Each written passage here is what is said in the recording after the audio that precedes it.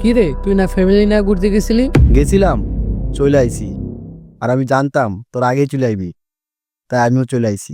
ভালোই করছস, কিন্তু তোর চশমাটা কই? চশমা? ও চশমা, এখন তো আমি চশমা ছাড়াই ভালো দেখি। দেখ। আরে বলস কি এটা? এটা তো ভালো কথা। তাহলে তো তোকে কানা বলা যাবে না। তো চল এখন হলের দিকে যাই। চল। তোরা কি এখন হলের দিকে যাবি?